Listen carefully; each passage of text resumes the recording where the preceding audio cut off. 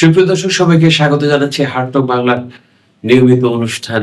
মাথায় কত প্রশ্ন আসে। মাথায় প্রশ্ন আসলো এই খায়রুল ভদ্রলোকের একটা পোস্ট দেখে, কনটেন্ট দেখে। সে এখানে বলতেছে যে সে প্রচুর পড়াশোনা করছে। এখনো নিয়মিত পড়াশোনা করে। তো তার মতো যোগ্য আসলে কেউ আছে বলে তার জানা নাই। তাহলে সে রাষ্ট্রপতি নির্বাচন করতে পারবে না কেন? তো তার এই প্রশ্নটা খুব ভ্যালিড। আমি এই প্রশ্নটা শুনে একটু খোঁজ নিলাম তাকে কেউ বাধা দিচ্ছে কিনা। তো দেখলাম তাকে কেউ তো বাধা দিচ্ছে না।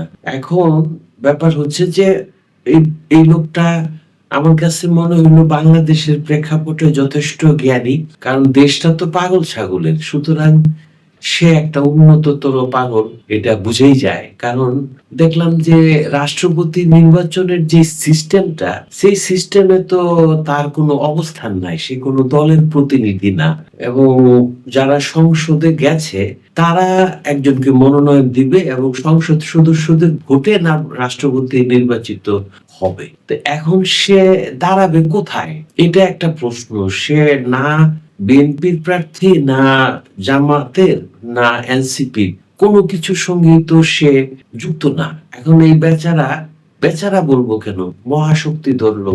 সে বলতেছে যে যদি তাকে রাষ্ট্রপতি নির্বাচন করতে দেওয়া না হয় তাহলে মোটামুটি সরকারের পতন ঘটায় দিবে। সরকারের পতন তো নাসিরুদ্দিন পাটোয়ারি, ব্যারিস্টার শাহরিয়ার কবির এরা প্রায়ই ঘটায়। এর মধ্যে আরেকটা এলিমেন্ট যুক্ত হইলো, খায়রুলও সরকারের পতন ঘটায় দিতে চায়। তো সে যে বিষয়গুলি বলতেছে তাতে করে ইনফ্যাক্ট বাংলাদেশের রাষ্ট্রপতির তো আসলে সেরকম কোনো কাজ থাকে না ক্রাইসিস মোমেন্ট ছাড়া। যখন বিশেষ কোনো পরিস্থিতি ঘটে তখন রাষ্ট্রপতিকে এগিয়ে আসতে হয়। সেটা খুবই স্পেশাল একটা বিষয়। নরমালি তাকে কোনো কাজ করতে হয় না, বঙ্গভবনে থাকবে। এটা একটা সম্মানজনক পোস্ট আর কি। এখন এটাও একটা প্রশ্ন যে খায়রুলের মতো একজন ব্যক্তি তিনি ওই রাষ্ট্রপতির সম্মান পেতে পারেন কিনা। তো দর্শক, এই এই প্রশ্নটা আসলে বিভিন্ন রকমের প্রশ্ন তো মাথায় ঘুরে। তো খায়রুলের যোগ্যতা সে যেভাবে বলতেছে এটা তো চেক করে দেখার উপায় নেই। তবে তার কথা বলার ভঙ্গি বা সবকিছুতে মনে হয় যে হি ইজ পারফেক্ট একজন বাংলাদেশী। কারণ এদের তো মানে কোয়ালিটির বিষয়গুলি তো আসলে এইভাবেই চিন্তা করা যায়। খুব জ্ঞানী মানুষেরা যে খুব বেশি মানুষের কাছে পাত্তা পাবে বিষয়টা এরকম না।